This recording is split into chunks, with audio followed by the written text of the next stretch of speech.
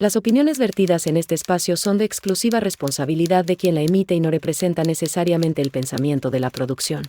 A partir de que empezó con él, empezó a distanciarse de sus hermanas. Llega a mi domicilio mi nieta y me dice que Samuel, se llama Samuel, le había dado a su mamá.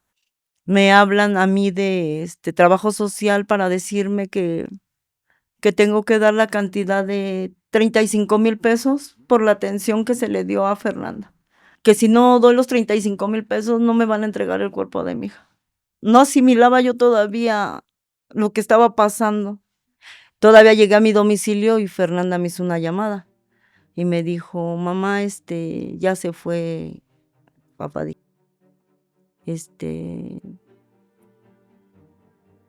ya me voy a dormir. Fueron sus últimas palabras que oí. Se quedó sin nada, sin su mamá. Yo le he dado todo el amor, pero no es igual. No se compara el amor de su mamá el amor de madre es incomparable.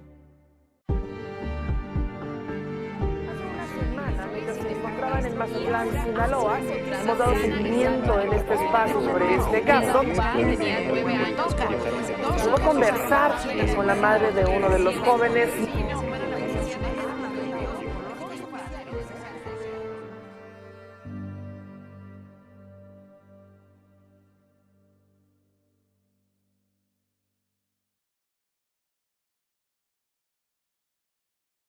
Hola amigos, ¿cómo están? Bienvenidos a un nuevo episodio de su programa. El día de hoy tenemos un caso bastante duro. Nos acompaña en el estudio Graciela Martínez, quien es madre de Fernanda Cadena Martínez, una joven que estaba por cumplir 25 años de edad y que desafortunadamente fue víctima de feminicidio por parte de su pareja sentimental. Los hechos ocurrieron en la alcaldía Miguel Hidalgo, en la Ciudad de México, y todo esto que les estoy contando desafortunadamente ocurrió frente a los ojos de su hija menor de edad, una pequeña que tan solo tenía 8 años. Me acompaña en el estudio Graciela.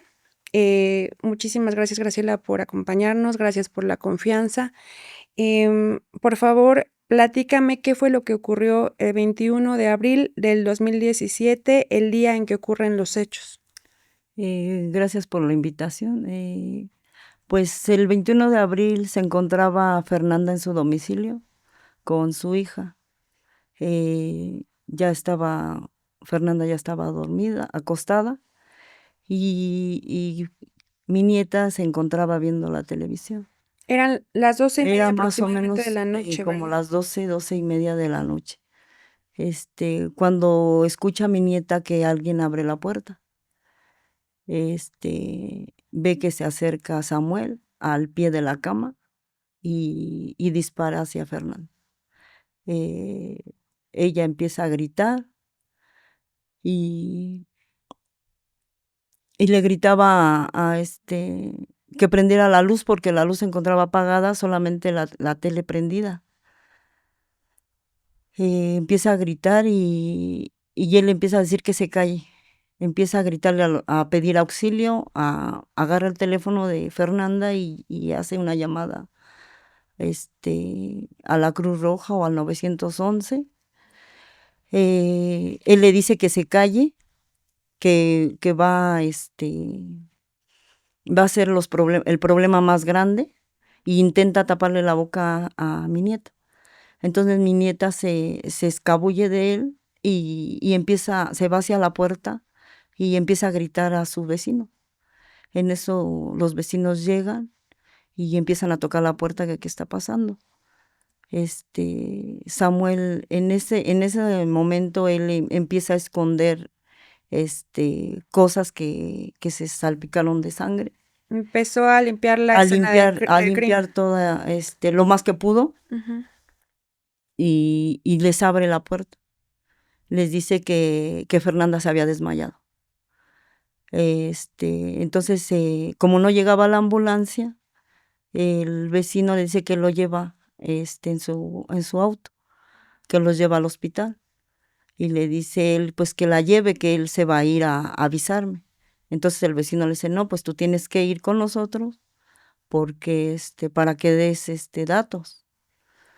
Se va y mi nieta se queda, se van en el carro y ella se echa a correr hacia mi domicilio. Mi domicilio quedaba como a unas 12, 15 cuadras de distancia. Entonces ella sale corriendo y en ese transcurso que va corriendo intenta estarme marcando y se le cae el teléfono. El teléfono era de los que tenían pila. Entonces ya no encuentra la pila y en eso la alcanza una vecina y la suegra del que la llevó, del que lleva a mi hija al hospital. Y y se va con ella hacia mi domicilio. Llega a mi domicilio mi nieta y me dice que Samuel, se llama Samuel, le había dado a su mamá. Ella le había pasado la bala por su oído. Ella llega con su oído rojo, toda la parte del oído la traía roja y y venía sin suéter, venía pues espantada, no sabía qué hacer. La dejo yo con mi hija, con una de mis hijas, y yo salgo con otra de mis hijas, porque ahí viven conmigo 3 de mis hijas. Entonces me salgo con mi hija y dejo a mi nieta con mi hija, la más chica. Y vamos con la vecina, y nos dice que se la habían llevado a la Cruz Roja de Polanco de la alcaldía Miguel Hidalgo. Entonces, pues nos vamos a buscar un taxi y a seguir buscando, a ir hacia las calles donde había tirado el celular Jimena. Ya no encontramos la pila y en eso regresa su yerno de la señora y nos lleva en su auto a la Cruz Roja. Llegamos a la Cruz Roja y ahí estaba Samuel. Y se acerca a mí y me dice que se le había salido un disparo y le había dado un rozón a Fernanda en el hombro y que Fernanda la tenían en rayos X. Okay. Yo me acerco a que me den información en el hospital y me dicen que no tienen ninguna información.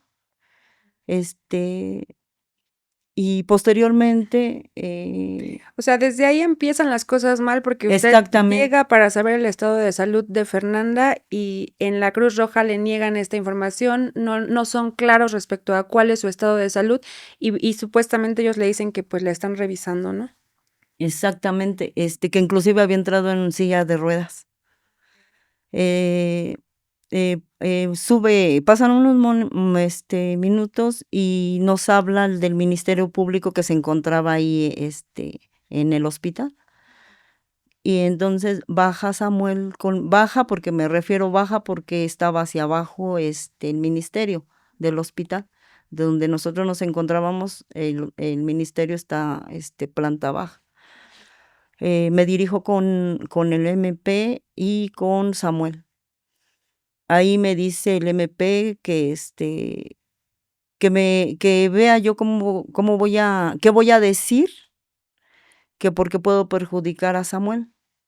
Y le digo, o sea, yo le pregunto, ¿pero de qué me habla? Yo no le entiendo, ¿no? O sea, yo no sabía en primera ni el estado de salud de mi hija y no sabía a qué se estaba refiriendo con que me fijara qué era lo que iba yo a decir. Me pregunta si Fernanda vivía con Samuel, le dije que no, que solamente tenían una relación de novios y que tenían el tiempo, me preguntó qué tiempo, 6 meses de novios tenían.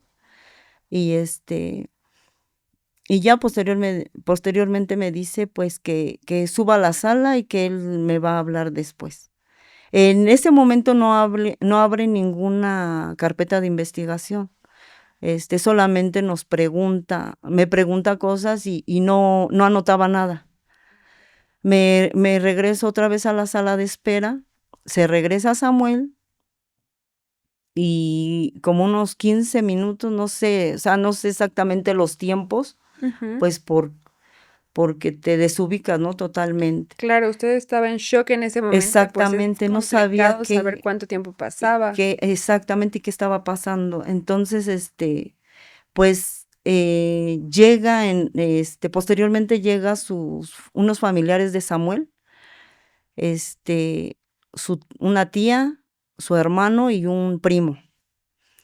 Y le entregan una bolsa negra, un bulto negro, se lo dan, él lo agarra y se dirige hacia el MP. O sea, yo veo que se dirige al MP, otra vez porque pasa por donde es recepción, y se ve cuando tú, o sea, de la sala por las ventanitas de recepción se veía cuando alguien pasaba por atrás y tenías que pasar precisamente por atrás para ir al Ministerio Público. Entonces él se dirige y, y ya, ¿no? Posteriormente nos hablan de recepción y me preguntan si Fernanda padece de alguna enfermedad, o sea, antecedentes clínicos. Y y le digo, pero cómo está mi hija? Ujú. No me dan ninguna información. O sea, ¿como cuánto tiempo usted estuvo ahí, Grace, sin saber qué estaba pasando, sin que le dijeran nada, ni cómo estaba su hija, nada? Pues fueron como aproximadamente 3 horas. 3 horas sin 3 que le horas dieran sin una saber explicación. que me dieran un estado de cómo había llegado mi hijo, o en qué estado, ¿no? Más bien. Sí. Me salté un poco en que cuando yo venía con el Ministerio Público, Samuel y yo, que veníamos hacia la sala nuevamente del hospital, un doctor se le acerca al MP y le dice que tenía a una femenina en estado crítico y un masculino con un rozón de bala. Y luego dice, no, no, perdón, es un masculino con estado crítico y un femenino, así lo dijo, con un rozón de bala. Habían llegado 2 personas al hospital, que era mi hija y la otra persona, en diferente situación, por supuesto. Llegamos a la sala y bueno, cuando ya él se va y con el paquete, yo me quedo en la sala con mi hija, nos hablan para pedirnos informes y unos minutos, ¿qué será? 1 hora, nos vuelven a hablar para decirme que mi hija había caído en paro respiratorio, sin darme todavía ningún informe, por qué había caído en paro respiratorio ni nada. Ningún detalle sobre qué le había pasado. Exactamente, Samuel ya no estaba. Cuando él se metió con el paquete, se desapareció Samuel y se desapareció su familia. Pues no pasó a las 3:30 de la madrugada. Nos baja otra vez el MP a hacernos preguntas. Íbamos a sentarnos cuando baja trabajo social y nos dice que tenemos que subir porque el parte médica nos va a dar un informe. Subimos y nos meten en una salita y ahí en esa salita me dice que hicieron todo lo posible, pero que mi hija había fallecido, Fernanda había fallecido. Todavía sin decirme por qué falleció ni nada, por qué había sido que había fallecido. Ya me empieza a explicar un doctor que porque había recibido un disparo por arma de fuego en En el aquí, cuello. en el cuello, Ujú. y el disparo mortal, porque destrozó todo, vértebras y todo. Salió por atrás el disparo. Y Fue tardaron tanto tiempo para poderle dar esa 3 horas, noticia. 3 horas y media, y sin que se abriera una carpeta de investigación. Nos vuelven a hablar a Ministerio Público, yo no pude bajar. Me abordó el dolor, me sentí que ya no tenía fuerza para estar hablando con el MP. Y va mi hija, y mi hija le pregunta que dónde estaba Samuel al MP, y el MP le dice que es cosa que a ella no le importaba. Y le dice mi hija, pero ¿cómo es que no, cómo me dice eso si él tiene que estar detenido porque él fue el que le disparó a Fernanda? Y le dijo, ¿a ti te consta? A él no lo agarramos en infragancia. Por eso él no está aquí. Y luego ya le dicen que se retire. Me hablan a mí de trabajo social para decirme que tengo que dar la cantidad de 35,000 pesos por la atención que se le dio a Fernanda. Esto en la Cruz Roja de De Polanco, Polanco, en la alcaldía Miguel Hidalgo. sí. Ujú. Y que si no doy los 35,000 pesos, no me van a entregar el cuerpo de mi hija. Ok. Eh, pues entre mi dolor y la angustia de que yo sentí que tenían a mi hija secuestrada, ¿no? O sea, dije, no asimilaba yo todavía lo que estaba pasando y me exigían una cantidad tan fuerte. Sí, o sea, fue demasiado el impacto, Grace, porque, o sea, le dan la noticia de que algo le pasa a su hija, usted llega al lugar, pasan varias horas y no le dicen exactamente qué es lo que está ocurriendo con ella.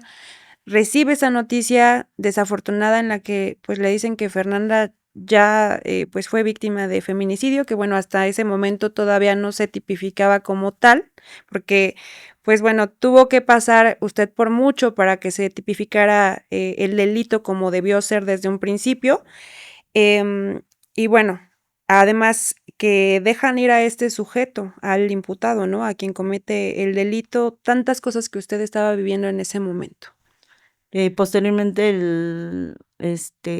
lo que pude juntar en ese momento fueron como 6,000 pesos, que fue lo que se le dio, 6,000, 8,000, no recuerdo bien. Fue lo que se dio al hospital. Y hasta las 8 de la mañana abrieron la carpeta de investigación. Ok. Oiga, Grace, ¿y las personas de la Cruz Roja le dijeron por qué le estaban cobrando este dinero? ¿Qué fue lo que supuestamente hicieron para llegar a la determinación de que usted debía pagar esa cantidad de dinero? Por todo, porque le habían inyectado adrenalina, porque habían abierto un orificio para que drenara, porque se le había acumulado todas las en los pulmones. Por eso fue que entró en paro respiratorio. Y por todas estas maniobras que hicieron médicamente, fue que cobraban esa cantidad. Ok. Y fue algo que, pues, de alguna forma nadie le preguntó a usted, nadie le preguntó si usted tenía el dinero para pagarlo. Como dice, usted sale corriendo de su domicilio en cuanto se entera lo que le pasó a su hija, a Fernanda, y de pronto, pues, le llegan con esta noticia de que tiene además que pagar esta cantidad. Eh, Usted me comentaba, no tenía tampoco el dinero para pagar eso que le estaban cobrando y no querían regresarle el cuerpo de su hija si no la pagaba. Exactamente. Entonces ya, pues posteriormente se abre la carpeta de investigación y en ese lapso de papeleo se acercaron a nosotros, se acerca a nosotros una doctora que es una doctora de trasplante, que se llama Lina, no recuerdo el apellido, y me pregunta bueno, le pregunta a una de mis hijas si queremos hacer donación de algo de mi hija. Y mis hijas van y hablan conmigo.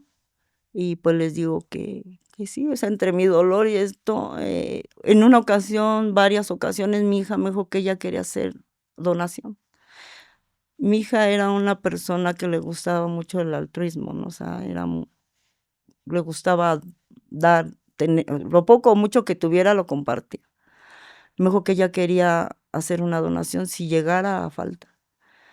Entonces, pues doné, lo único que pude donar fueron sus córneas, porque no podía donar otras cosas, porque obstruía la investigación. Ok. De hecho, me había platicado que esto le valió precisamente una discusión con el Ministerio Público. Sí, ¿Qué le dijeron? o sea, por esto, pues empezaron a gritarnos que le estábamos haciendo trabajar de más porque estábamos haciendo una donación de córneas y que tenían que volver a empezar la carpeta de investigación porque ya le estábamos ocasionando más trabajo. Fue una discusión que se presentó ahí ya no era el MP que nos había recibido en la madrugada, ya era un MP que cambió de turno, no sé si se fue, no sé, la verdad, también desapareció, y ya nos estaba atendiendo otro MP que era una mujer, que yo digo, una mujer, una señora ya grande, que me imagino yo que tenía hijos, ¿no? Y que nos trató de lo peor. Nos rompió la carpeta que había abierto, nos la rompió en la cara y nos la aventó a los pies la carpeta, que porque la estábamos ocasionando más trabajo. Entonces, pues empezó una discusión, pues que ese era su trabajo, y que aparte, mi hija le dijo que aparte de que habían dejado ir al imputado, que todavía se ponía ahora sí que en esa condición, ¿no? Y que su trabajo de ella era pues ese, precisamente como servidor público. Claro. Entonces ya pues con ayuda de la doctora Lina fue que volvió a empezar la carpeta y nos facilitaron la entrega del cuerpo de mi hija. Ok. En ese momento se abre la carpeta, pero no por el delito de feminicidio, sino por homicidio doloso.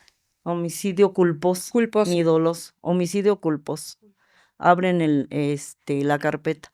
Y me dicen que se abrió así como homicidio culposo, que porque el que va a determinar la gravedad del delito va a ser un juez, que ellos así lo están abriendo, sin una investigación, sin nada, dejando ir al imputado. Pues de ahí ya a nosotros nos toca llevar el cuerpo de mi hija a Incifo. Ahí también fue otro golpe, ¿no? Porque creo que aparte de que se beneficiaron en el MP y en la Cruz Roja por el fallecimiento de mi hija, en Incifo pues violan sus derechos, porque de verdad que me duele mucho cómo me entregan el cuerpo sin ni siquiera algo que la cubriera. O sea, ¿dónde queda esa ética, no? Digo yo. Estábamos viendo ese dolor y ver que te entregan a tu hija como un desecho y sin respeto a su cuerpo. Tuvimos que ponerle con lo que traíamos, taparla, ¿no? O sea, porque venía con gente desconocida de una funeraria, o sea, me pareció falta de respeto hacia mi hija. Claro, me contaba que usted se quitó la chamarra para cubrir el cuerpo de su hija que le entregaron desnudo. Sí, totalmente desnudo. Y pues de ahí empezamos ahora sí que a buscar la verdad y la justicia, porque el trato había sido de lo peor y seguidamente igual, porque esta carpeta de mi hija estuvo en una agencia ministerial 3 años. 3 años en los cuales ellos no hicieron absolutamente nada. 1 año para que se girara una orden de aprehensión. Después de ese año, ellos pues no, supuestamente ya lo habían subido a plataforma y no había ningún resultado. Yo por mis propios medios tuve que buscar y ver, saber dónde trabajaba, llevar datos y aportar, que ellos tenían, es su trabajo. Claro. Y pues yo ahora sí que me volví investigadora y me volví de todo, ¿no? A ver, hasta buscar por debajo de las piedras y encontrar, ¿no? Y porque no me cabía en la cabeza que me dijeran que era yo no entendía en ese momento que era un homicidio culposo, sino hasta que empiezo a investigar y a ver que quiere decir que no lo hizo con intención. Entonces, me empieza a hacer ruido todo esto y empezamos, el día que sepultamos a mi hija, ese mismo día acabada de sepultar, me voy a Comisión de Derechos Humanos a meter una queja por este trato, porque, y por la clasificación del delito. Entonces, meto la queja y siguió el proceso ahí mismo en la agencia ministerial. Luego que un año después giran la orden de aprehensión, ellos no lo buscan, me toca a mí igualmente buscarlo. Fui víctima de un fraude, pues por confiar en una persona que supuestamente lo iba a buscar y no, nada más me sacó dinero. ¿Qué es lo que empezó a hacer usted, Grace? Precisamente en estos trabajos que desafortunadamente normalmente les toca a las víctimas colaterales, que son a los familiares de las víctimas, justamente pues he visto que es una constante que a ustedes les toca esta parte de realizar el trabajo de la autoridad, de llevar a cabo sus investigaciones e indagatorias para prácticamente entregarles todo peladito y en la boca a la autoridad, ¿no? Exactamente. ¿Qué fue lo que usted se puso a hacer? Platíqueme esta parte que me cuenta que le tocó desafortunadamente ser víctima de un fraude por una persona que me imagino se hizo pasar por investigador privado, ¿o cómo fue esta situación? Pues sí, confié en que él iba a investigar, le doy dinero, me da una falsa dirección. ¿Cómo lo conoce a él, Grace? ¿De dónde lo Pues, conoce? ahora sí que fue por terceras personas, ¿no? Entonces, me contactan con él y me da una falsa dirección que ya lo había encontrado y era falso, no estaba ahí ni siquiera. Ya deposíteme, le deposito y no. ¿Y cuánto le pidió? Esa vez fueron 28,000 pesos. O sea, además de todo lo que usted estaba viviendo, pues todavía hay personas que además lucran con su situación y se aprovechan, ¿no? Porque pues este sujeto evidentemente sabía por el dolor, por el caso que usted estaba pasando, por la pérdida de su hija, y encima hay este tipo de personas que buscan aprovecharse. Exactamente. ¿Qué le dijo él o qué fue lo que la hizo creer en esta persona? Pues a lo mejor que porque esta tercera persona que me la contactó, pues yo creí que él lo conocía. Entonces, pues no, o sea, no, también él lo conoció por otra tercera persona y en realidad ni siquiera su nombre existía, o sea, era un nombre falso. Entonces, pues ahí o sea, por llegar a encontrar ahora sí que pruebas, víctima de esta situación y pues sigo, ¿no? O sea, no me detiene porque pues yo a lo que quería llegar es a la verdad y a la justicia. Porque pues aparte de todo, cuando mi nieta declara, ni siquiera tuvieron el tacto, la sensibilidad de que era una niña y acababa de pasar un suceso. Fueron 8 días después cuando la citan para que declare y a punta de pistola que un comandante que desafortunadamente ya falleció, le decía y le ponía la pistola enfrente diciéndole cómo es que había escuchado el ruido de la pistola. Ellos ponen en su declaración que la niña dijo la niña que él había desabastecido un arma. Esas no son palabras de una niña de 8 años. Ni siquiera yo sabía que era de esa palabra, ¿no? O sea, no la conocía o no la había escuchado. Y como dice, el poco cuidado que tienen para entrevistar a una menor que había pasado por un evento traumático, que fue presenciar el feminicidio de su mamá y encima tener que pasar por esta revictimización por parte de las autoridades, de que no tienen el cuidado, no tienen el tacto para poder tratar con infancias. Exactamente, violando sus derechos igualmente, ¿no? Porque me dicen, es que estuvo una psicóloga, ¿y de qué sirvió? Si permitió que le pusieran un arma enfrente, siendo que había, como usted dice, había pasado este suceso en el cual tiene un daño psicológico muy fuerte. Claro. Oiga, Grace, y bueno, en este proceso en el que usted comienza a investigar por su cuenta, ¿qué pasa después de que se encuentra con esta persona que la defrauda? ¿En algún momento contrata un investigador privado ya formal o cómo continúa usted llevando a cabo las investigaciones? Pues primero investigué yo por mi cuenta, ¿no?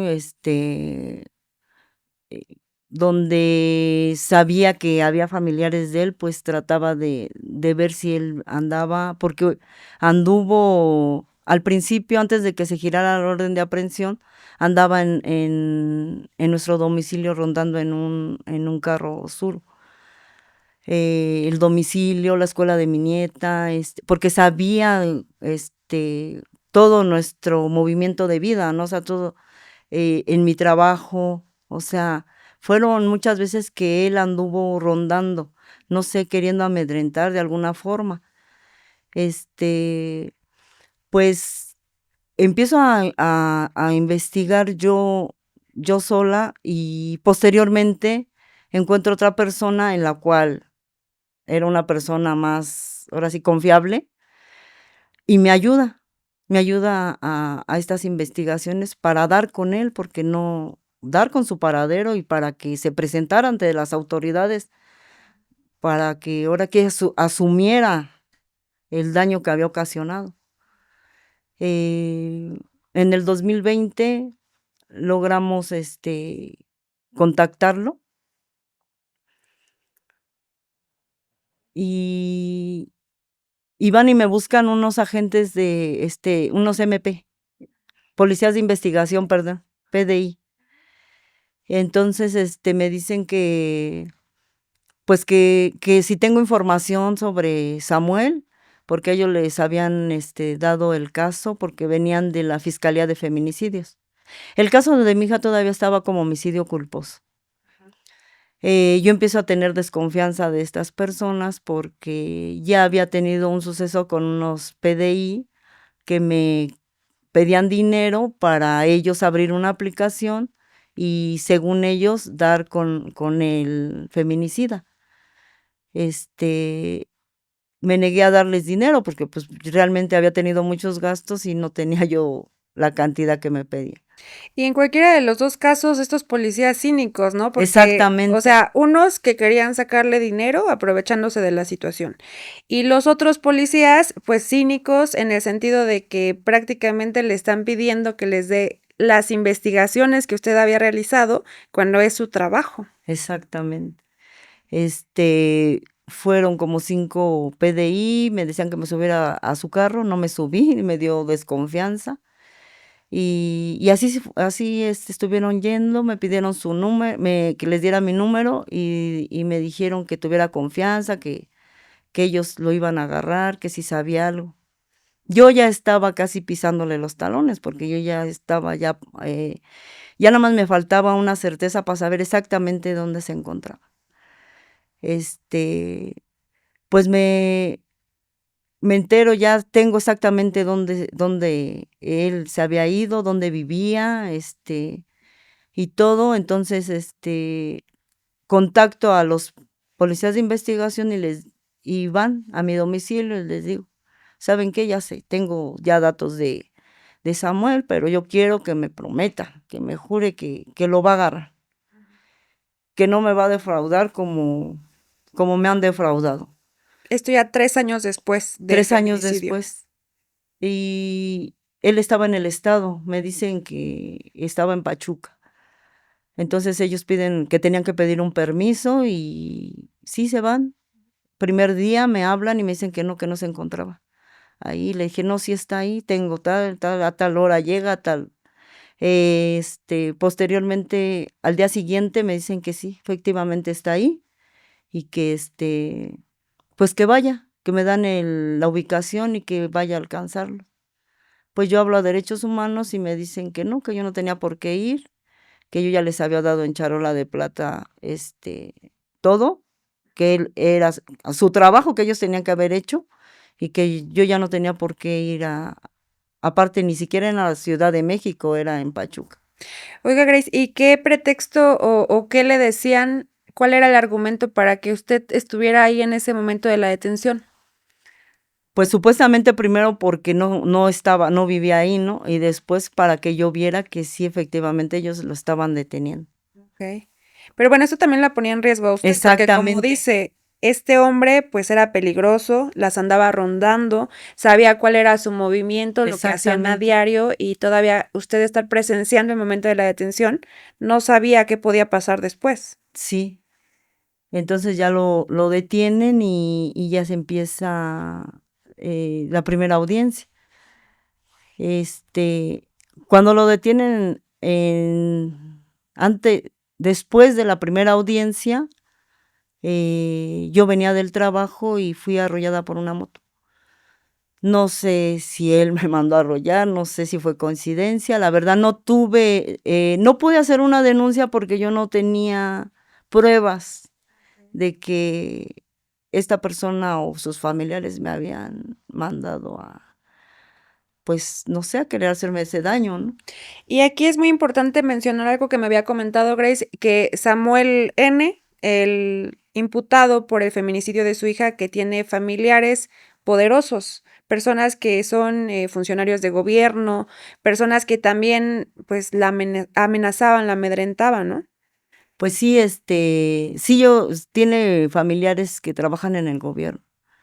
Entonces, yo después pensé, pues por eso, fue todo ahora sí que todo que no investigaron, ¿no? Que desde el principio no integraron la carpeta de Exactamente, investigación que bien. fue mucha impunidad, mucha, corrupción también, ¿no? Porque él, aparte, él era, guardaespaldas del presidente municipal de Cuautitlán Izcalli, Y exmilitar. y él fue militar. Entonces ya cuando lo detienen, él en su primer declaración dice que él no sabía usar un arma, que se le salió siendo que él fue militar y él sabía perfectamente cómo manejar un arma. Es un cinismo total de este hombre. Exactamente. Él no sabía, él supuestamente entró a trabajar como guardaespaldas así lo dijo con esas palabras, por palancas, pero que él no tenía conocimiento de un arma. Yo tengo una foto de él donde está de militar y yo en las investigaciones que hice, él estuvo en la milicia. Entonces, fue falso eso que dijo en la audiencia, que él no sabía disparar un arma. ¿Qué le contaba Fernanda Grace de Samuel? ¿Cómo lo conoció? ¿Cómo comienza este vínculo? Pues ella lo conoció cuando iban en la primaria, en la secundaria. Ahí ya lo había conocido por primera O vez. sea, desde muy chicos se conocieron. Sí, pero no tenían una relación. O sea, Sí, se conocían y así la como que relación se sabía da dónde vivía, después. porque él vivía pues también en la misma colonia. Entonces, después ya de tiempo lo conoce, cuando y empiezan a tener una relación de novios, pero él tenía muchos roces con una de mis hijas, porque le cuestionó que porque él ya era casado, o sea, tenía dos niñas, que porque por alguna razón había dejado ese matrimonio, y que porque él le quería dar, o sea, ponerse como papá de mi nieta. Y le dijo, pues si no eres papá de tus hijas, ¿cómo vas a ser papá de mi sobrina? Así lo conoció, ahora sí que lo vio, yo creo, en la colonia, y fue que empezó a tener una relación primero de amistad.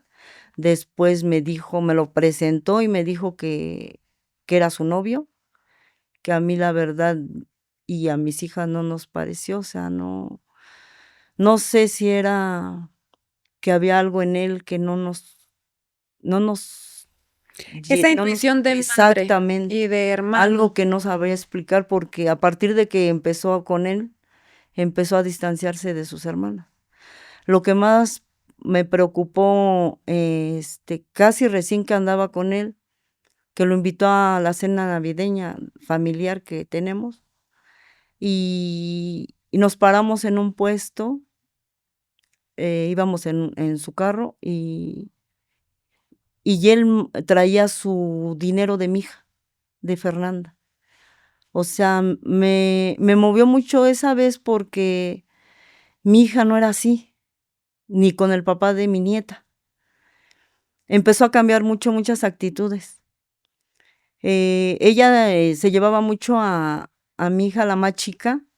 Mi hija, la más chica, tenía en ese entonces 15 años. Eran muy apegadas.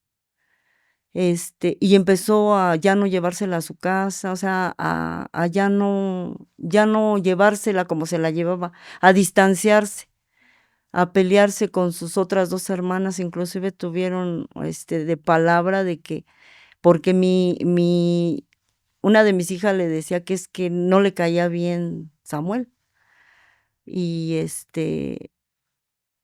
porque la había distanciado, porque ya Fernanda ya no era igual, había cambiado mucho.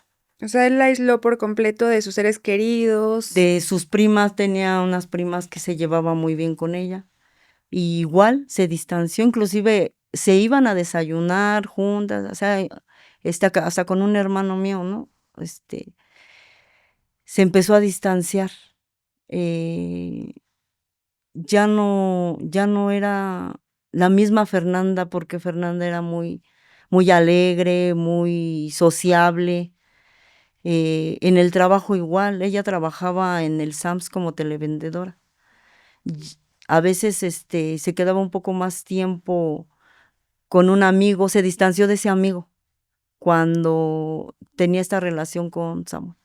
O sea, cambiaron muchas cosas que fueron como, hoy nos damos cuenta que eran como focos rojos, que a lo mejor nosotros nos dimos cuenta, pero ella no.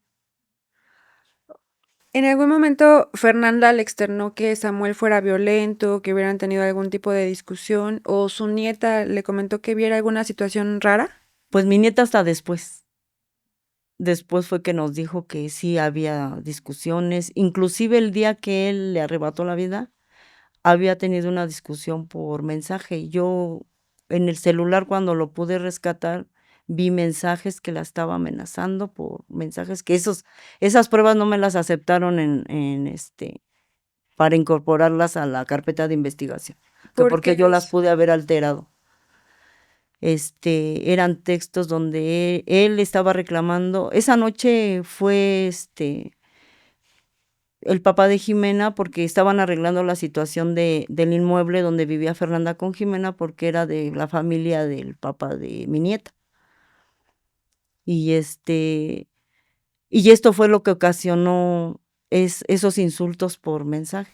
O sea, fue a casa de Fernanda, el papá de su nieta, de Ujú. Jimena, y justamente esto detona una discusión entre Samuel N. y su hija Fernanda, y de ahí es que después se derivan los hechos. Me retiro porque yo estuve presente esa noche igual. O sea, estuve ahí con ella. Fue la última noche que estuve con ella ahí. Y mi nieta me decía que no me fuera. O sea, yo estuve presente porque iba a estar el papá de mi nieta. No, pues todo fue cordial.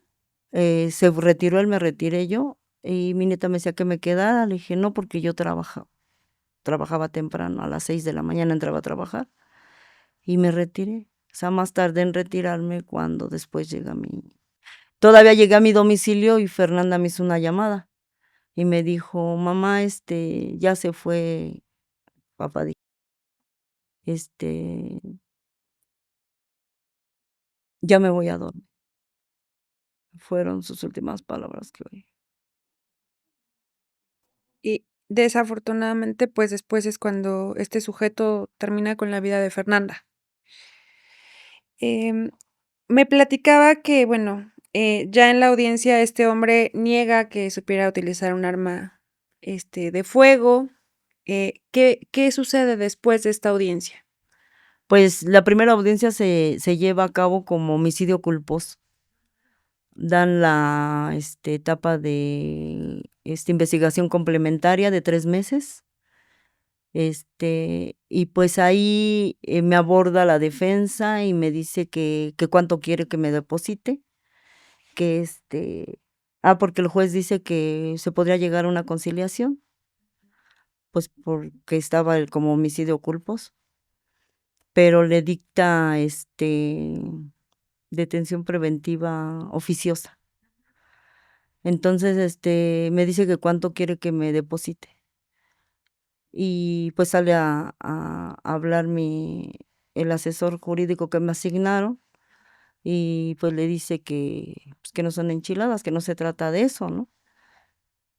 Nos sigue abordando, o sea, hostigando hasta la salida de las salas de las audiencias.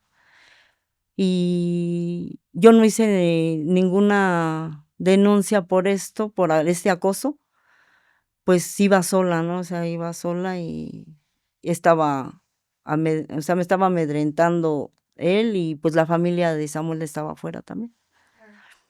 Entonces, por seguridad, pues me acompañó mi defensor, mi asesor jurídico, y pues me abordé un carro y me fui a mi domicilio.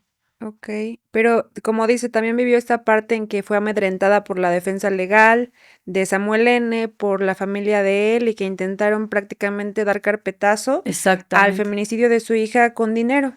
Igualmente con el Ministerio Público me cita al día siguiente para decirme que ese dinero le puede servir a mi nieta, pues que lo piense bien, que lo que me vayan a ofrecer. Para esto, en este lapso,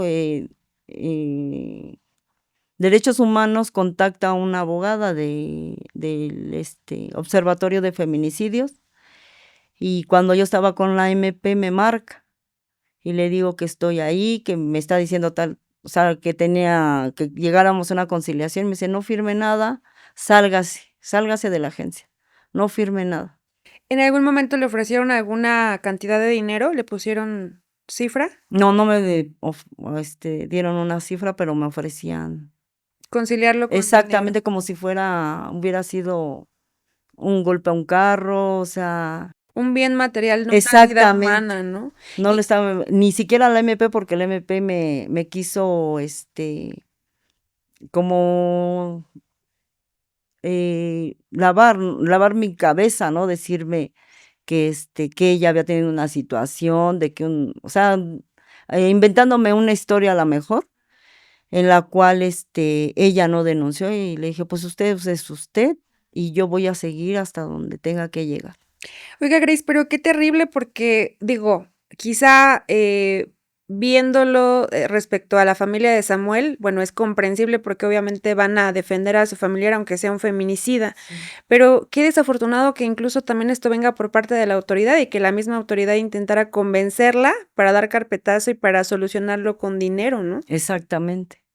Y aparte de que ni siquiera por ellos habían detenido a Samuel, ni Todo fue por siquiera ellos usted. les costó. Entonces, pues ya da un giro todo esto. ¿Por qué? Porque se llega a la recomendación 9/2019 de la Comisión de Derechos Humanos, en la cual esto nos ayuda a que el delito se reclasifique como feminicidio. Se reclasifica en el transcurso en que está la investigación complementaria. En ese lapso, la Fiscalía de Feminicidios pide el expediente a la agencia ministerial, la cual no querían dar el expediente. Bueno, llega a la Fiscalía de Feminicidios, y ya ellos empiezan con la atención hacia nosotros, ¿no? La atención, pues, fue diferente totalmente, ¿no? Más ¿Humana? más humana en lo que cabe.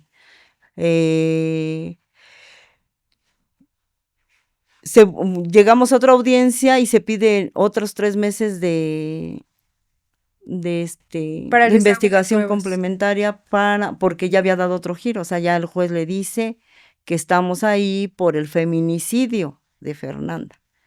Y ahí ya da el giro, ya lo está ahora sí que reclasificando, y y dan otros 3 meses de investigación complementaria. Entonces esto ya se lleva ahí en Fiscalía de Feminicidios. Y un día antes de que se cumplieran los 3 meses de la investigación complementaria, me marcan de delitos no graves y me dicen que la carpeta de Fernanda se encuentra ahí.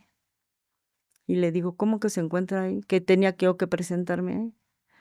Y le digo, no, porque está equivocada, o sea, ¿qué le pasa? O sea, le empecé a insultar. Ujú. Le dije, qué poca madre, ¿por qué? O sea, si me vuelven a dar la puñalada por la espalda, o Ujú. sea, ¿qué estamos jugando? Ujú. Si se supone que ya estaba en feminicidios.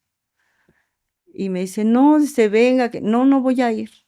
Y me fui, agarré y me fui a Fiscalía de Feminicidios, Ujú. a ver a la fiscal, la maestra Sayuri. No se encontraba, me dicen que no estaba, que va a tardar, y pues yo no me muevo de aquí hasta que no llegue.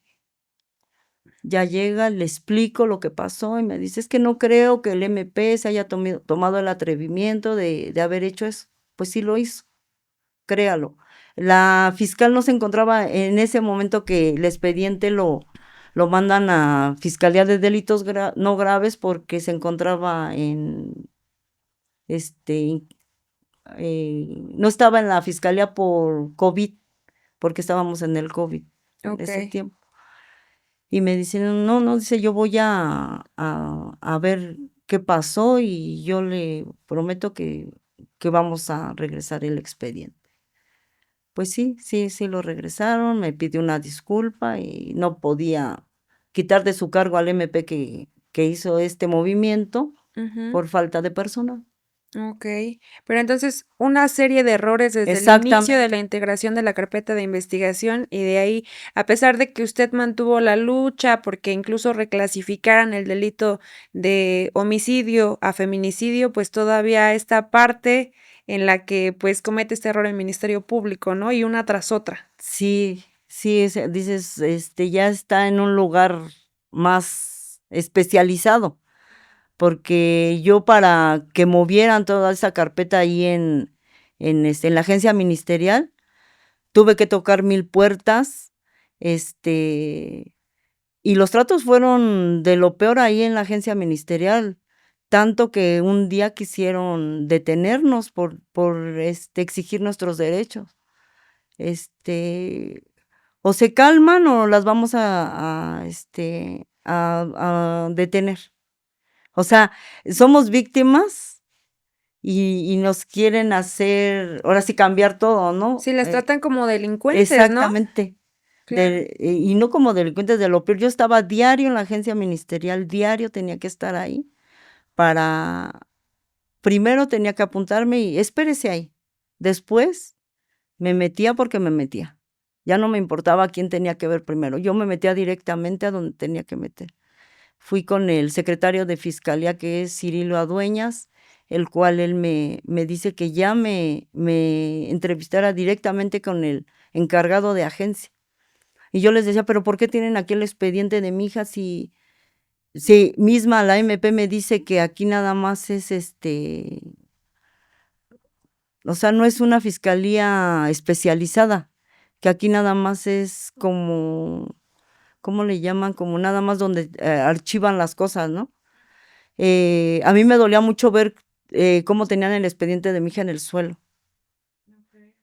Y bueno, a lo mejor todo el dolor y ese coraje de ver toda la indolencia por parte de las autoridades hacen que uno emprenda esta lucha, ¿no? Que busque alternativas sin saber ni siquiera por dónde ir, porque traes tu cabeza llena pues de muchas cosas, se vienen muchas situaciones en las cuales parece que estás en un torbellino y no encuentras la salida, no encuentras por dónde agarrarte.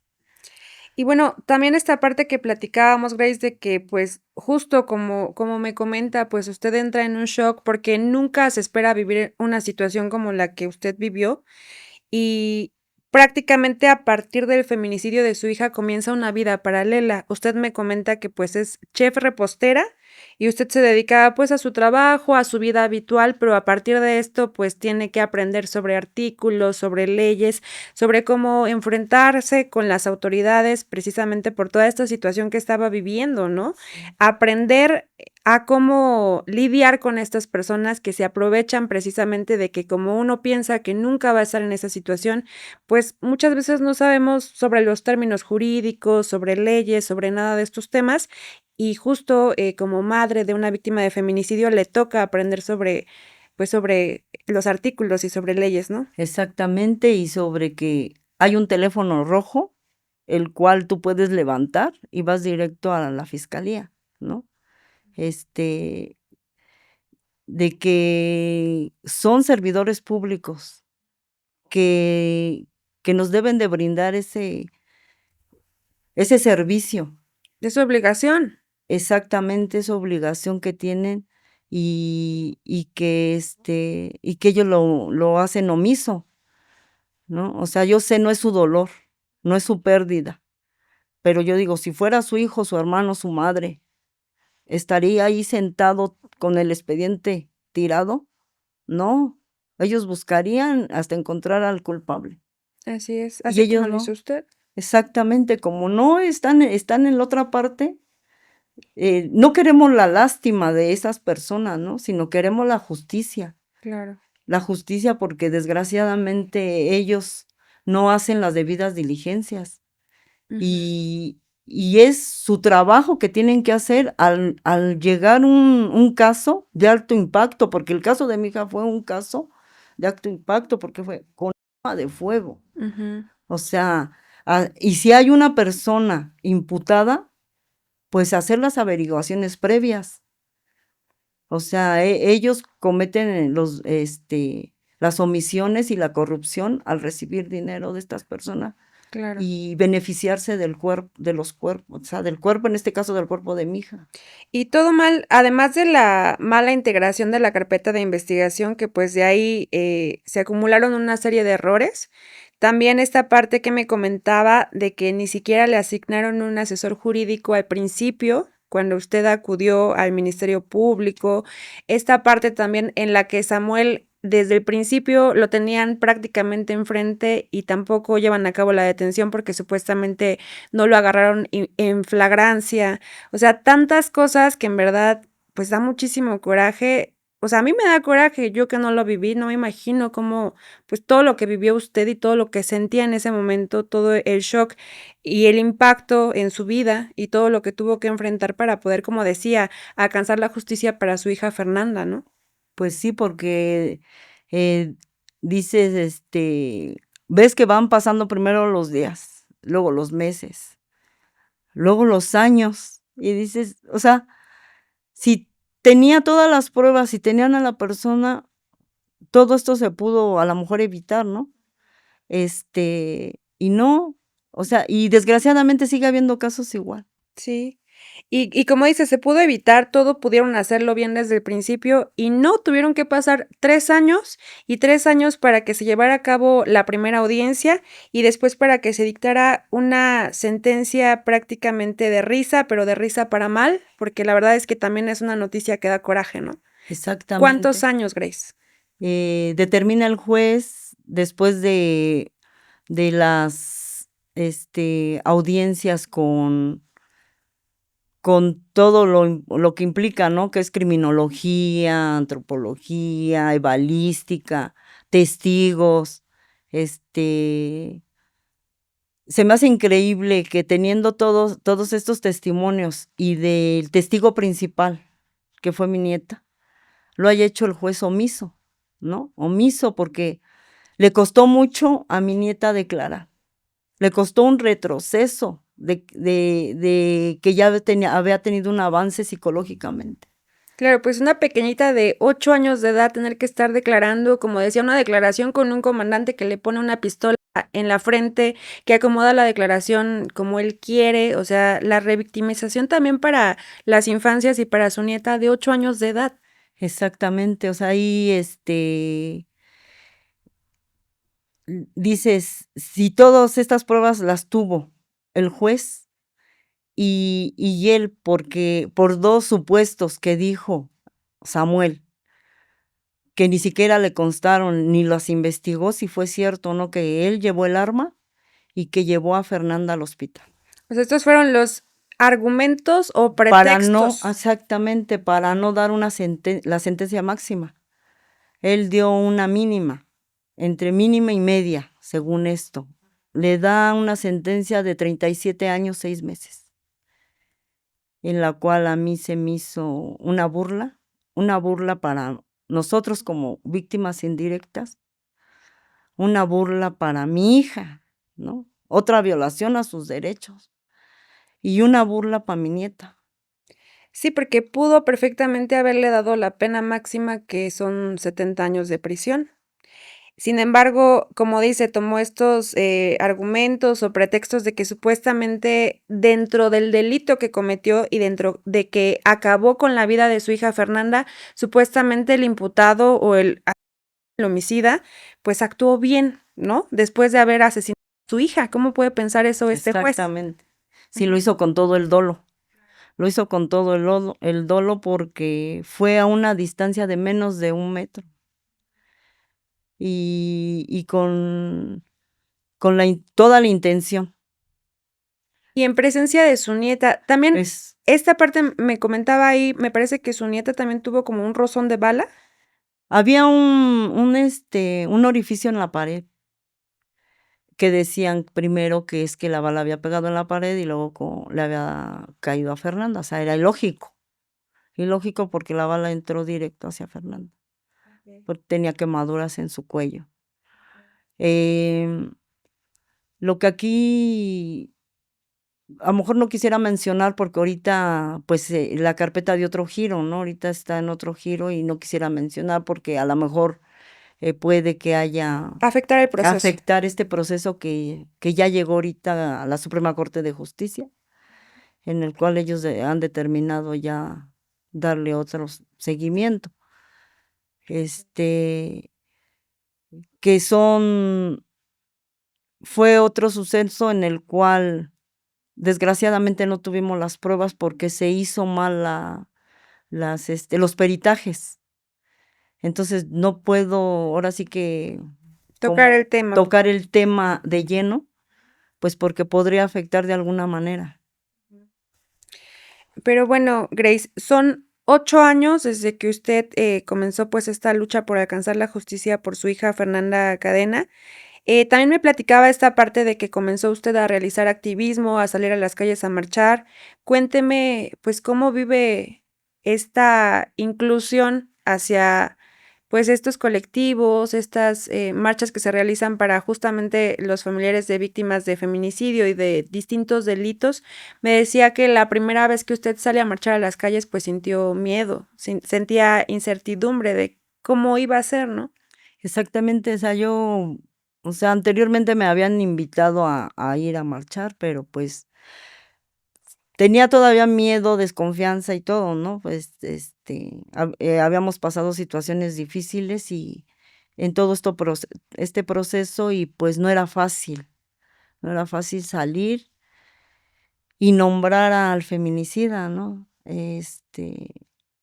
Pues me armé de valor en el 2021, marzo del 2021, a salir. Un día antes fui a hacer una manta con su rostro de mi hija y su nombre. Agarré mi bolsa y salí. Llegué ahí al Monumento a la Revolución. Para mí fue algo como más fuerte, ¿no? O sea, y poderme expresar y conocer más personas, desgraciadamente, en esa situación. A la vez tristeza de llevar a mi hija así, ¿no? En una manta, a gritar por ella, porque Samuel le apagó su vida, le arrancó sus sueños de ella y de mi nieta, porque de ver ella crecer a su hija. de estar con ella, porque han sido días difíciles para mi nieta. Al principio, no, una niña de 16 años que tiene que dormir conmigo abrazada, eh, y decirme un día, quiero a mi mamá, se quedó sin nada, sin su mamá. Yo le he dado todo el amor, pero no es igual. No se compara el amor de su mamá el amor de madre es incomparable. Y todo esto me hizo armarme de valor, o sea, y salir. Y de esa forma llevar mi duelo, porque ni siquiera he podido llevar ese duelo, 8 años que ni siquiera he podido llorarle a mi hija, ¿no? Eh, y por mi hija, por mi nieta que está creciendo, de que, y ver que la violencia avanza, ¿no? O sea, es como, igualmente como una epidemia, se ha desatado totalmente. ¿Ha recibido algún tipo de apoyo su nieta, usted, respecto a asesoría psicológica, atención psicológica por parte del Estado, Grace? No, por parte del Estado nos dieron unas como 5 o 6, atención psicológica que no nos pareció, a mi nieta no le gustó. Comisión de Derechos Humanos le encuentra en Instituto Nacional de Pediatría para que sea atendida ahí psicológicamente. Y igualmente le brindaron todos los servicios que ella quiera, ahora sí que tenga alguna necesidad de salud.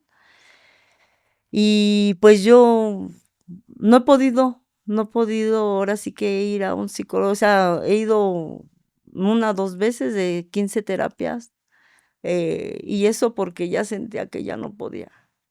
Era mucho lo que traía, que traía guardado, que no lo podía desplayar, ¿no? Porque pues tenía que estar fuerte ante mi nieta, ante mi hija, la más chica que se derrumbó la familia, se desborona.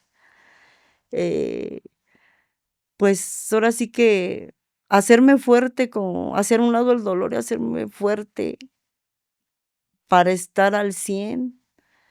Este punto que toca Grace me parece muy importante porque, como dice, usted no pudo vivir su duelo a pesar de el shock y el impacto que estaba viviendo por el feminicidio de su hija, pues justamente le toca ser el pilar de su familia, ser el soporte de su nieta, que en ese entonces tenía 8 años de edad, que hoy tiene 16 años de edad. Y bueno, tampoco puede vivir su duelo también por todo lo que tuvo que lidiar con las instituciones, ¿no? Prácticamente luchar contra un sistema que pareciera que está del lado opuesto al de las víctimas. O sea, prácticamente como víctima no tienes espacio, ni oportunidad, ni tiempo, ni nada para poder vivir tu dolor, porque tienes que estar, como usted dice, fuerte para poder enfrentar todo lo que se viene después del feminicidio y después de lo que está viviendo, ¿no? Sí, fuerte para todo, para los gastos que se vienen, pues para todo lo que conllevó, porque También, como dice, los gastos, o sea, me decía incluso, pues prácticamente, bueno, perdió un trabajo por lo mismo, porque debe llevar una vida paralela entre su trabajo, su vida habitual, pero también estar lidiando con la autoridad, estar yendo a la fiscalía, estar yendo al Ministerio Público para asegurarse de que hagan su trabajo. sí, ahora sí que fueron muchas situaciones legales, tanto por el caso de Fernanda como, también la guardia, y ahora sí que me dieran la guardia y custodia de mi nieta. Fueron muchas cosas que al mismo tiempo tenía que hacer y no dejar de trabajar porque era mi recurso para tener con qué moverme, porque existe CEAVI, pero CEAVI no le da, bueno, yo al menos a mí no me dio ningún apoyo hasta la fecha. La Comisión Ejecutiva de Atención a A Víctimas. víctimas, exactamente. Que supuestamente, bueno, he escuchado que justamente da apoyos, por ejemplo, para los niños que quedan huérfanos del feminicidio, para las víctimas, pero no sucede con todas las víctimas. Pues no sé qué, o sea qué requisitos quieran o qué se tiene que hacer. o la verdad no, a mí no me dieron ese apoyo, ningún apoyo por parte ni de la Fiscalía, ni de SEAVI, ni de CAVI. Nos pidieron documentos, gastos y todo, pero a la fecha no hemos tenido ningún apoyo, ¿no? O sea, y aparte no me puedo detener a que me den un apoyo, porque yo tenía que seguir con el caso, tenía que seguir con todo lo que se había sumado a todo esto, ¿no? O sea, porque no nada más es llegar a la verdad y justicia del feminicidio, son tantas cosas que se vienen, mantener el trabajo, a y estar al 100% ahí pues para que la autoridad se mueva y para que lleven a cabo lo que es las investigaciones del feminicidio, del delito. Ujú. Y bueno, también creo que hace falta empatía por parte de los patrones, ¿no? En este caso, bueno, usted trabajaba y me comentaba que, pues, justo como usted tiene que estarse asegurando de que la autoridad haga su trabajo, pues necesitaba permisos, necesitaba salir en horas de trabajo, ¿no? Porque, pues, muchas veces en las fiscalías y en los ministerios públicos no tienen este pensamiento o este respeto hacia las actividades diarias que uno tiene y pues justamente pues se citan en horas que pues uno tendría que estar trabajando o simplemente como usted me comenta, ¿no? O sea, usted tenía que estar acudiendo para asegurarse que hicieran su trabajo y no solo eso, aparte de hacerles el trabajo. Sí, pues sí, ya que prácticamente vivía yo ahí en la agencia ministerial. Y pues todo esto llevó a que me tuvieran que salir del trabajo, pues porque ya también sufrí abuso laboral, porque para los permisos tenía que dejar yo una producción completa del día para que me pudieran dar el permiso.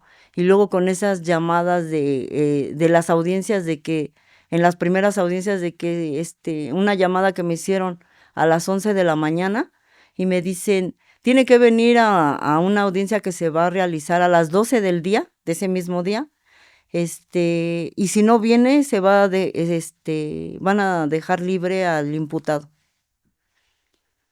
Pues ese día me salí del trabajo sin pedir permiso y me salí como pude y para llegar a la audiencia que me estaban informando una hora antes. Supuestamente fue una equivocación, pero sí estaba el imputado, o sea, sí no se llevó la audiencia y no era lo que me habían dicho, pero ahora sí que me hicieron, te dañan psicológicamente, ¿no? Ujú. También. Sí, una tortura psicológica de Exactamente. prácticamente responsabilizarla de que si el imputado se va es porque Es su culpa porque usted no estuvo presente. Entonces, como pude, llegué. Inclusive había tráfico y le decía yo, me encontraba un sobrino, llévame, y yo aquí me bajo, espérate, tía, porque me quería bajar en una avenida de mucha, ¿Influencia? exactamente. Entonces me decía, no, espérate, no, yo ya aquí me bajo, ya va a ser la hora.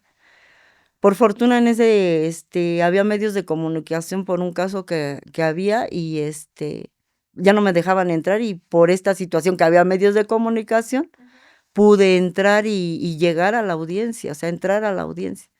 Okay. Pero igualmente es daño psicológico, ¿no? El daño psicológico que igualmente ellos como institución te ocasionan.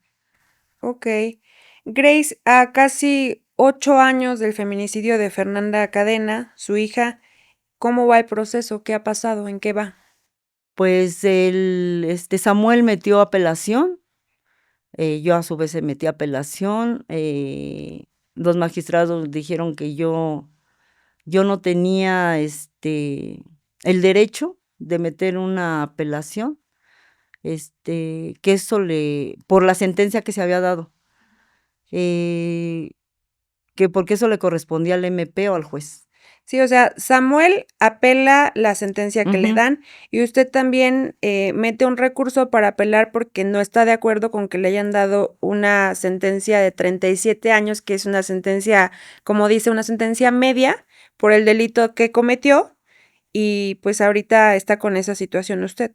Sí, después se llegó al amparo lo rechazaron y posteriormente se metió una revisión de expediente en el cual se llevó a la Suprema Corte de Justicia y precisamente ayer nos llegó la notificación de que está a favor, de que la Corte le pide al tribunal que pues que revise nuevamente la carpeta y que sí, que yo sí puedo exigir por qué se está dando esa sentencia. O sea, yo sí puedo como víctima indirecta. O sea, ahí ya le está ordenando la Corte al tribunal.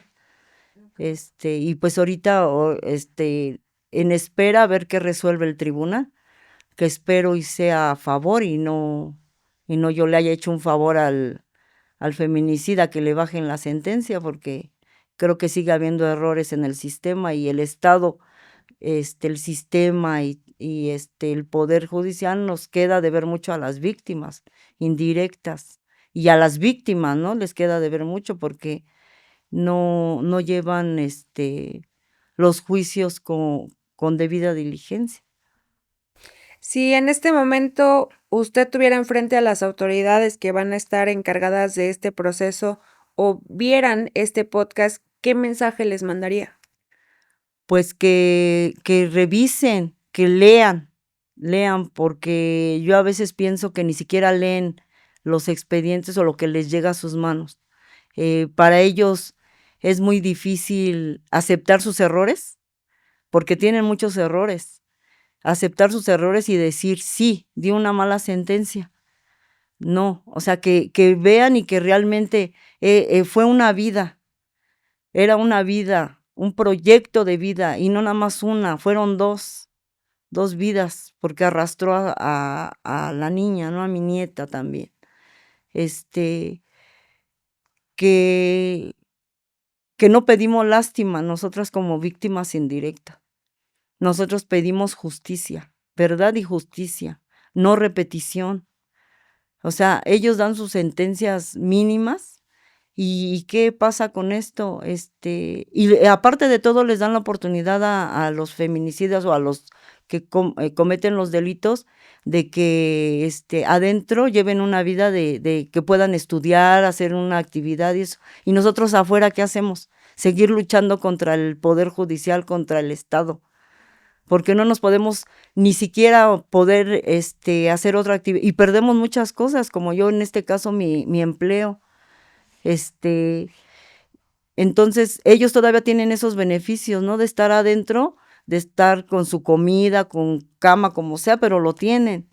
Y nosotros ¿a qué nos exponemos? Hasta a que exponemos nuestra vida en pedir llegar a la justicia.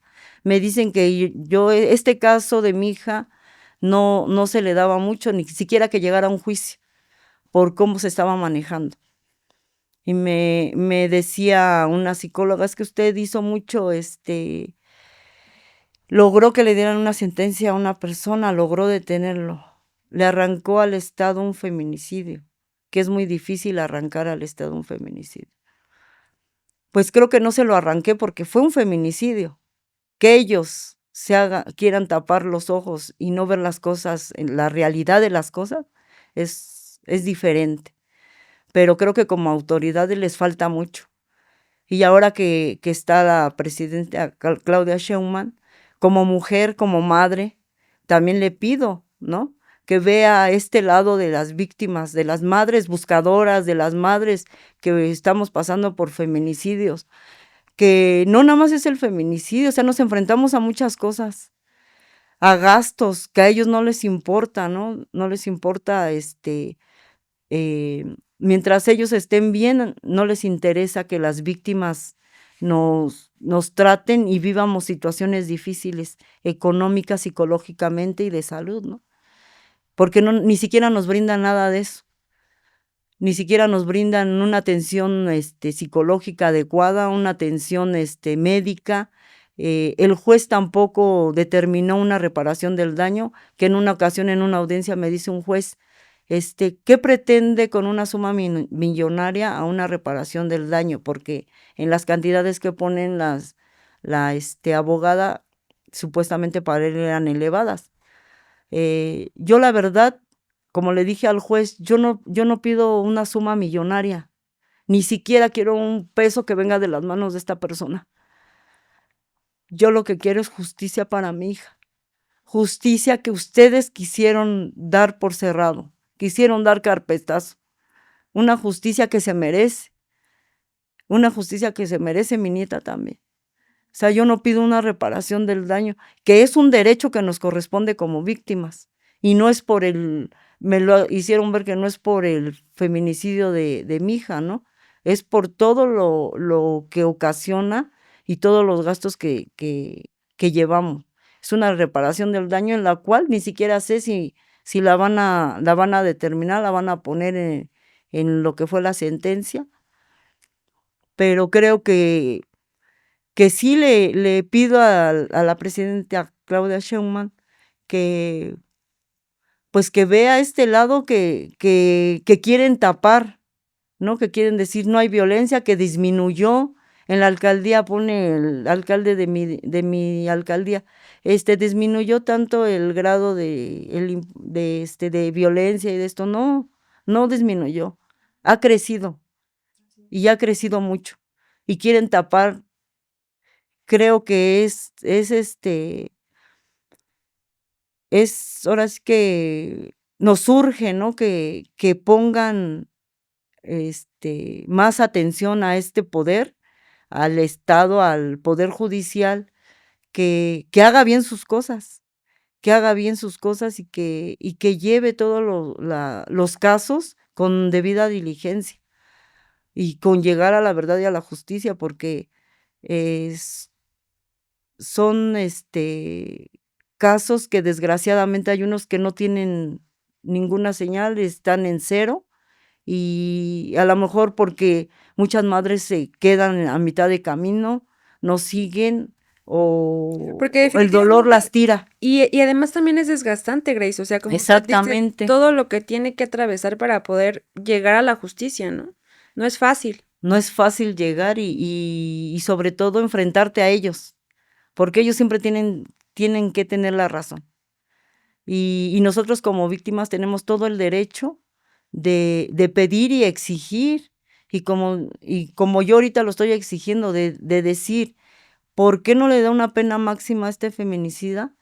Que no se tentó el corazón y ni siquiera se lo tienta al enfrentarse en las audiencias, que el odio con que nos veía, ¿no? O sea, ni siquiera le dolió haber quitado la vida a Fernanda, que ella le depositó su confianza y amor. A lo mejor estaba vulnerable, no sé, y él se aprovechó de esta situación y le apagó su vida, y creo que una vida vale mucho. No nada más es un expediente más, no es un número más. Es una vida y es un hombre. Y es un hombre que ya no habla, pero que estoy yo, como su mamá, que seguiré levantando la voz, seguiré caminando con esa manta que en el 2021 mandé a hacer, y que con esa manta voy a seguir marchando y seguir pidiendo justicia. Porque desgraciadamente pasan los años y seguimos, yo ahorita sigo esperando, ¿no? Voy a seguir esperando.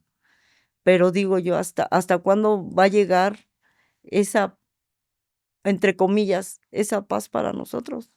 O para sentarme y llorar hasta cansarme la muerte de mi hija, que no he podido llorar al 100, que todavía la tengo aquí atorada, que ni siquiera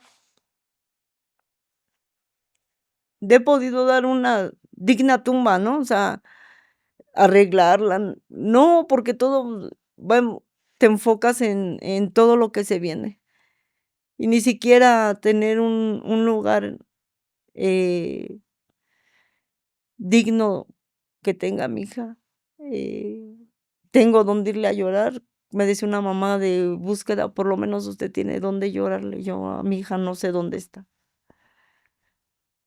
Pero hoy nos toca apoyar a lo mejor de esta parte y darle ese conocimiento que uno adquirió desgraciadamente por esta situación, de saber que hay un teléfono rojo, de saber a dónde ir o con quién dirigirte para que por lo menos te hagan caso, que por lo menos tengas una arma y decir, ¿sabes qué? No me atiendes, voy a esta instancia y me atiendes porque me atiendes. Y tengo derechos y saber que tenemos derechos como víctima.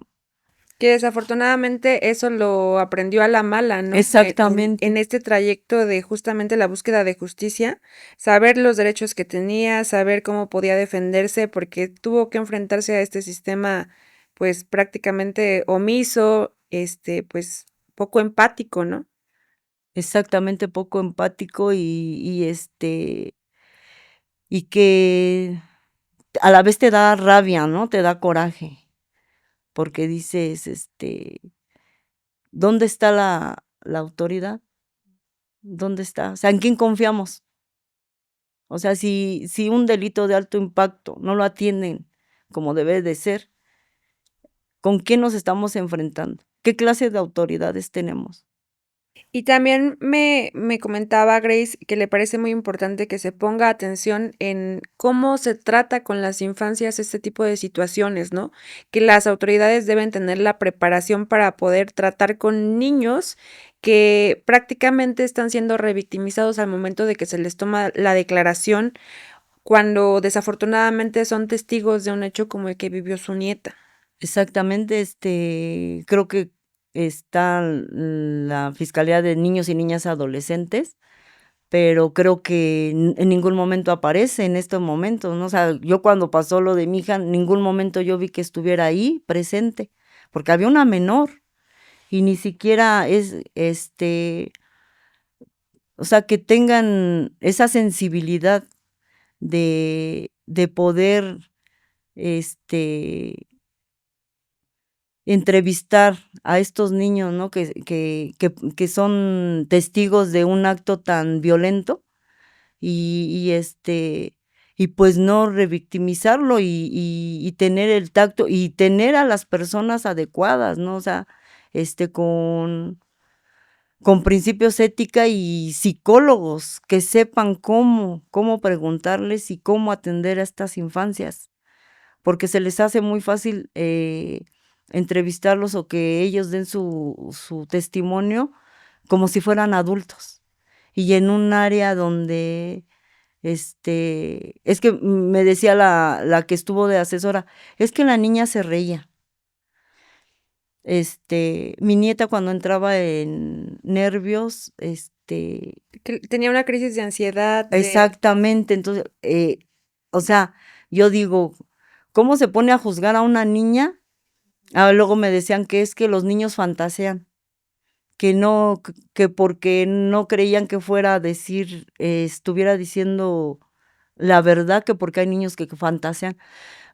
Yo le dije al agente, encargado de agencia, ¿cómo me dice eso si la niña fue testigo presencial? ¿Cómo va a fantasear ante un acto y aparte de todo era su mamá?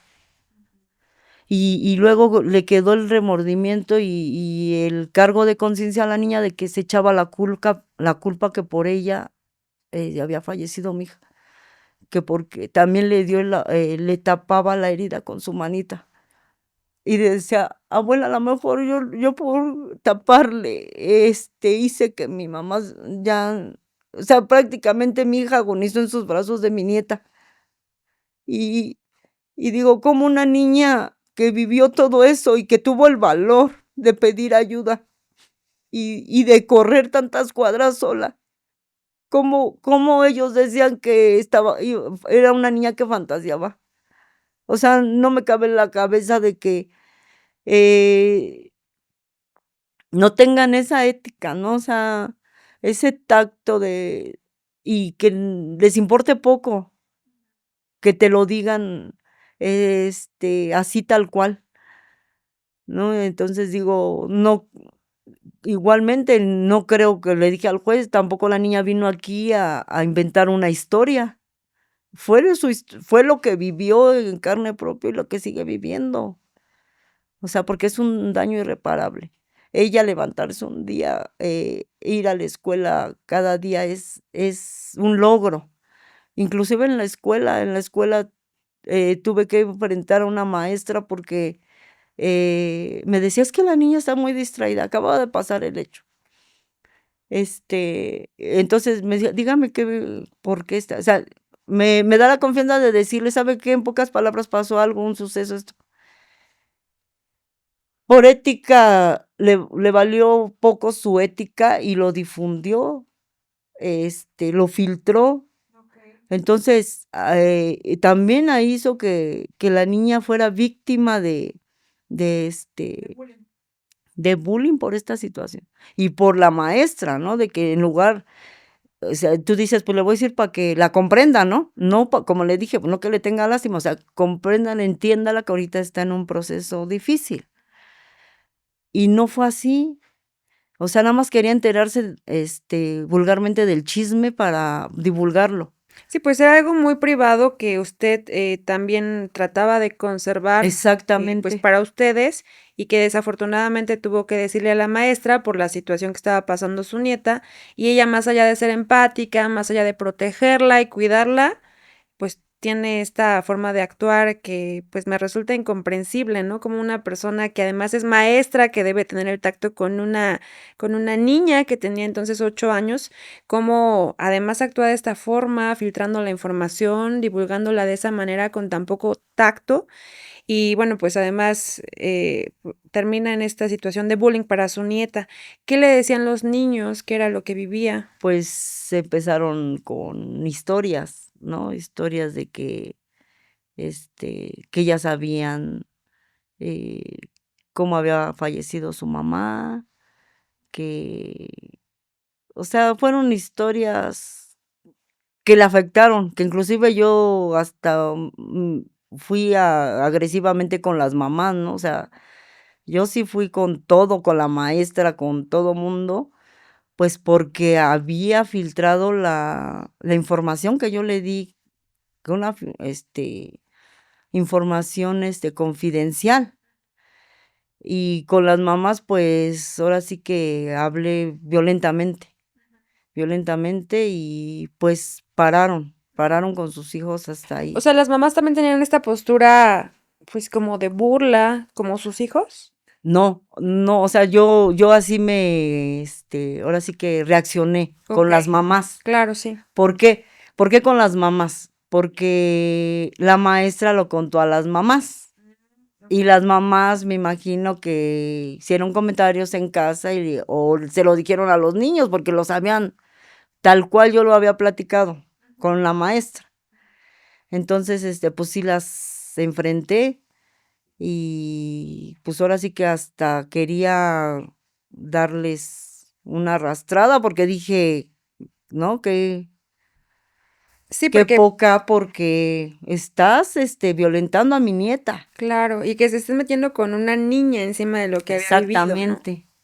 Entonces, pues, para ella le era muy difícil ir a la escuela otra vez, o sea, mantenerse. Era una niña, de promedio excelente, niña talento, y dio el bajón hasta 6, 7, o sea, sus calificaciones. Eh, claro, ella me decía, es que abuela, cuando yo estoy concentrada, se me viene todo el suceso, o sea, todo lo vivido. Inclusive ella cuando estaba en la casa me decía, abuela, es que yo siento que estoy en otro mundo. No sé, me siento, o sea, no sabía explicar sus sentimientos, ¿no? Y entonces digo, pues fue una forma en que también le afectó en la escuela, ¿no? En la convivencia con sus compañeros de alguna forma. Y hasta con las maestras. Entonces hoy en día, pues, ha logrado, que ha tenido mucha dificultad, inclusive a veces hasta escondía los lentes para no ir a la escuela. Le decíamos, no, es que no sé, porque tenía estas situaciones y no quería presentarse a la escuela, no quería ir. Es una niña que los dedos de sus uñas los tenía hasta acá de su ansiedad, de de todo lo que ella estaba viviendo. Que se mordía las uñas. Exactamente. Entonces, ahorita con las terapias que ha tenido desde el 2019 a la fecha, pues le ha ayudado bastante. Ahorita ya ella va en la preparatoria. O sea, ya es una adolescente, está también en una etapa complicada, ¿no?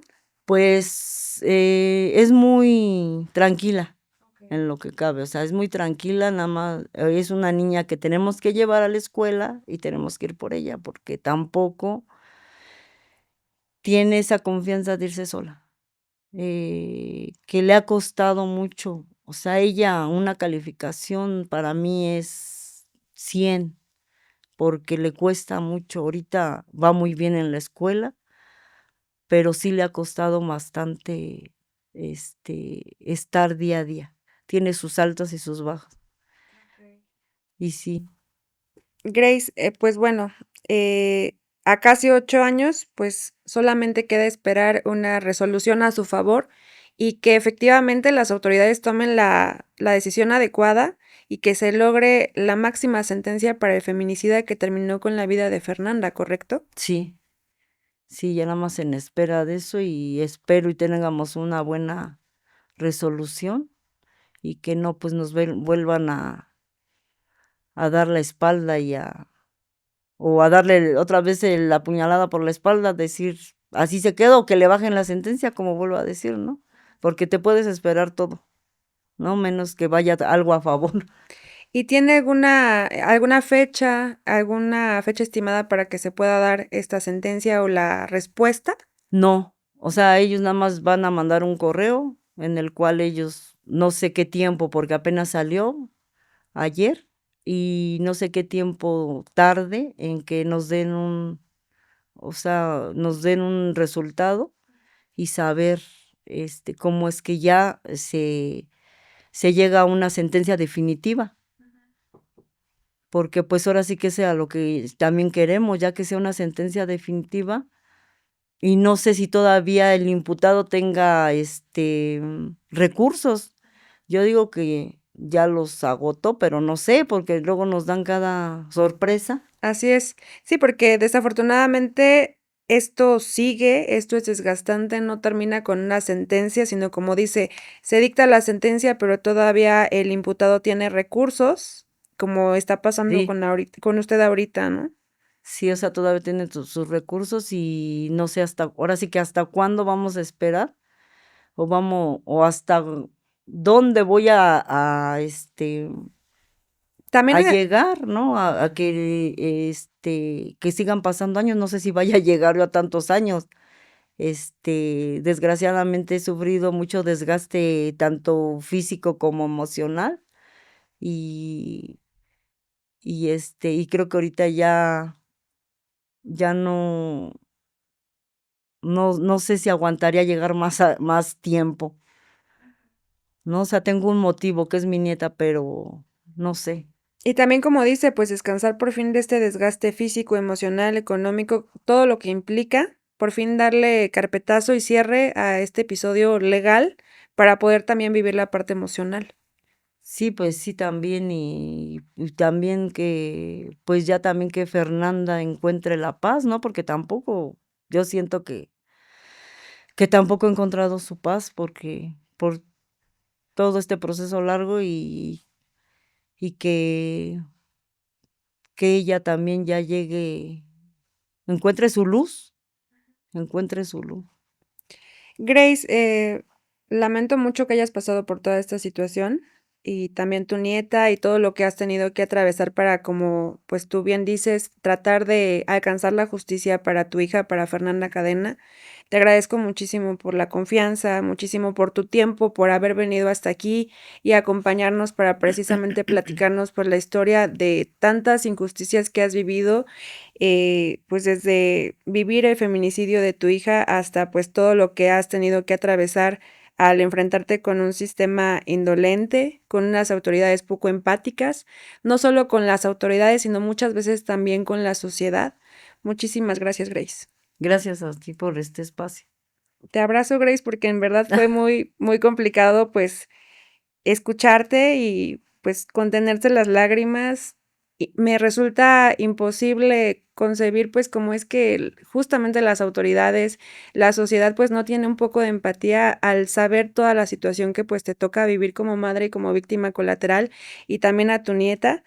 Pero bueno, muchísimas gracias por habernos acompañado el día de hoy. Gracias. Gracias, Grace.